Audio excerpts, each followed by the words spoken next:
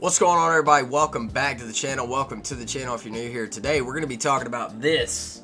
Oh yeah, you go ahead, you get in those comments before I even say anything. Look, this video is just going to be kind of my opinions on the Nintendo Switch and all the controversy, and I've made videos similar to this, but there's not enough time in the world to digest all the crap that is online surrounding this console. The Nintendo Switch 2 seems like it's the most hated thing that has ever touched the face of this planet. I've never seen so much controversy around a single console launch in my entire life.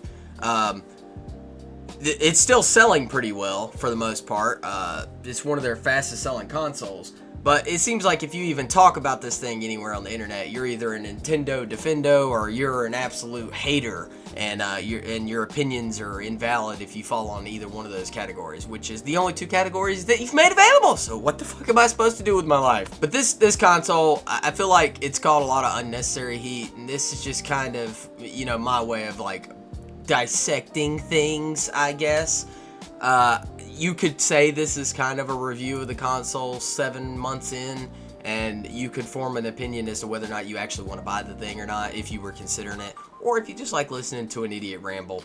You know, stick around. So, I do have complaints with the console, and we're going to talk about a bunch of random crap here. So, the battery life on this thing is abysmal. I absolutely hate it. Now, granted, it does use way more power than the Switch 1 did.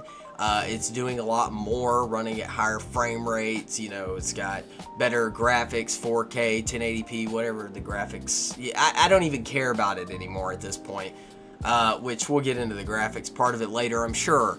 But the battery dies too fast. Now, it's not that bad to me in the sense because I use this Shargeek portable battery bank, and this thing is like ridiculous. It's like 25,000 or 40,000. I can't even remember milliamp hours. It's a 170 watt fast charging, up to 170 watt fast charging. This thing is perfect because you can sit it down, plug your Switch in, and play on the go when your battery's dying. So it's not sponsored or anything. I'm just saying I carry that, and you can get smaller battery banks. It doesn't have to be that one if you're playing the Switch portably. I don't go a lot of places either anymore. We're not going to go too into that. I've got a lot of medical problems I've been dealing with for the last few years, and I don't do things. I lay in the bed and I play video games. So, the battery life sucks. You know, when this thing was announced officially by Nintendo and they were going over the specifications, a lot of people were upset between the LCD and the OLED screen. Yes, OLED has better contrast between your, deep, rich blacks and things like that. So it does make a more vivid picture. It makes it look a lot better. But I've had no complaints about playing on the LCD screen that is in this thing. It's a really good LCD. I feel like people were talking about that with zero nuance added. Yes, it's LCD. It's not the same LCD technology that was in the Switch 1. So it's not the same. It's not a downgrade. It is quite literally an upgrade. Is it an upgrade from the OLED? I don't know. I don't make screens. I'm not a screen manufacturer, so I can't go into every pixel count with you on which one is 100% definitively the best. But I've had no issues with it. It's not something you're going to notice unless you're like doing very specific tests with it. And who the hell is doing that? It's a game console. Play a game. Jesus Christ. Other complaints that I've got about the console and the system. The price of peripherals and like just games in general. This isn't a Nintendo exclusive thing. Like the Pro Controller. Alright. So today's my birthday. Happy birthday to me, right? Am I right? No? Okay. My wife got me this for my birthday. It's the Nintendo Switch 2 Pro Controller. And I'm not gonna, it feels great, it feels like a controller. I see a lot of people that are like, oh my god, this is the best controller I've ever held in my hands. Oh, it was sent down by God himself and placed into humanity's possession so that they could enjoy its amazing clicky button, or whatever. It's a great controller, it really is. It is very comfortable. I do like the way that they designed it. It's very similar to an Xbox controller, but a little bit more comfortable, in my opinion, than that. But it's $90. And $90 for a controller is a lot of money. This kind of segues into the fact that we heard about the new Joy-Con 2s, right? Oh, the new Joy-Con 2s are coming out, new color wave, woo! And we get this purple and this green, it's woo, you know?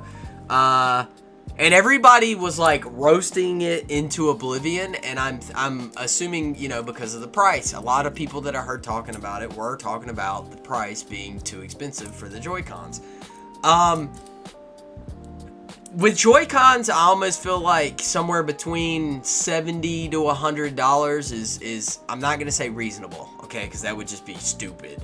But I think it makes more sense with the Joy-Con because, you know, especially if you're buying an extra pair, you're getting two controllers. You know, each Joy-Con can be used separately as a controller. So if you wanted to play with your friends, two Joy-Cons is enough for two people to play the system. Four would be enough for four because they're all able to be used individually. This being $90, it's really not much different than a PlayStation DualSense or DualShock, whatever they are, or an Xbox controller, because they're about $70 or $80 a piece. I do think 90 is ridiculous, though. I really do. It's a fucking controller. It's one controller. Like I say, for the Joy-Cons, kind of makes sense that it's a little more expensive than a traditional controller. For this, yeah, I don't know. I don't know what to tell you, okay? I've got it. I like it. I don't think it should have been $90. A few other things that I've seen, like they're charging for the background music essentially in Metroid Prime 4, which, oh my god, the mixed opinions on Metroid Prime 4. Squirrel, I'm swirling. We're not doing that. Metroid Prime 4, you gotta have that one of the Samus amiibos to unlock the music that plays when you ride your bike through the desert. That's fucking stupid. Do any of these things mean that the console's a bad console? Absolutely not. You know, a lot of the drop the price stuff was surrounding Mario Kart World. At least that's what it appeared to be when it was first announced, because it was $80 for the game, and a lot of people were freaking out that a company was charging $80 for a video game. Even though, again, and we're not going to go super deep into this, but this is not the first time companies have charged $80 for games. I'm talking all the way back in the late 90s and early 2000s. There were games that cost $80. Some of them cost $150. I mean, there were, and of course we could go into all the nuance with the physical, and oh my god, back then, you know, technology wasn't as advanced, so things were more expensive. But we're not doing that. The point is, I'm not defending the $80.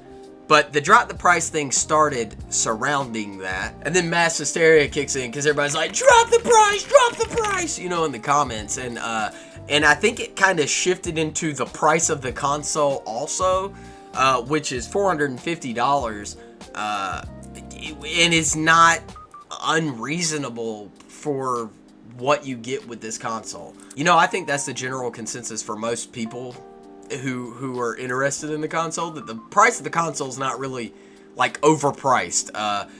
There's a lot of PC handhelds on the market. I wouldn't directly necessarily compare this to a PC handheld because it's kind of like apples and oranges, but there are similarities. With the Switch 2, I think $450 is reasonable because it's a console that you can play on your TV, and it is a console that you can play on the go in portable mode. And you got the two Joy-Cons, so if you do take it with you and you wanted to play a quick, you know, split screen or two-player game, you can do that with just one Switch and, you know, one complete package of a Switch, two Joy-Cons. So really, I think that the form factor and all of the technology and upgrades that you get with this, I think $450 for the console itself is a reasonable price. Would it be nicer if the console was cheaper? Pfft, who wants cheaper? Don't you love burning money? Of course it would be nice if it was cheaper. I wish everything was cheaper. Life sucks. Everything's expensive now. And with AI, PC sales are tanking because you can't even buy RAM for a computer anymore. I mean, everything sucks financially right now for a lot of people. So yeah, I get $450 is expensive, but it's not really any more expensive than the competitors. And can you carry a PlayStation in your lap and play with 2 people straight out of the box? No, you can't. So $450 is, in my opinion, a fair price for the console. I obviously, like I say, wish it was cheaper. But yeah, I mean, there's just a lot of controversies surrounding the Switch 2. It seems like every other day there's, Nintendo stock goes down a little bit, and it's like, oh my god, it's because of the Switch 2, and it's because of these $80 games. People are pushing back. Nintendo is falling into oblivion. Haha. No, it's not. Their stock prices have historically dropped and raised and dropped and raised, just like every other stock price on the planet. So it's not because... Are you okay? Come here. Are you alright? A lot of people were complaining about the lineup of games. I guess that depends on how you look at it. If you're not into Mario Kart or you're not into Donkey Kong Bonanza, yeah, sure, when it launched, it didn't have a lot of games. But it had 2 more than PlayStation 5, because they were 2 brand new original games that were not remakes. So, I don't recall seeing the pitchforks when PS5 launched, but this console, honestly, like, in my opinion, I think it gets a lot of misrepresentation on the internet. You've got, obviously, your people who have just total fake personalities that want to act like this is the greatest console that's ever been made. Is it? I don't know. I think that's subjective. I love this console. I loved my Switch 1 a lot. And then you might give a Switch 1 to someone else who's a FPS Call of Duty player. Oh my god, it's got to be 104,000 frames per second in 4K, and oh my god, he's on my left, hurry up, defuse the bomb. They're not gonna want to play a Switch, and that's fine. I think a lot of this is subjective. I can't tell you that Mario Kart World is worth $80.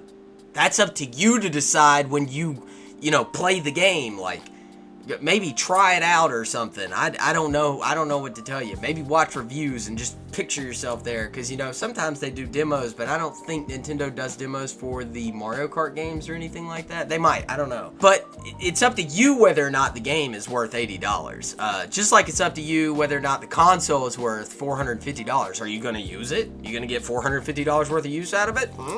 Are you?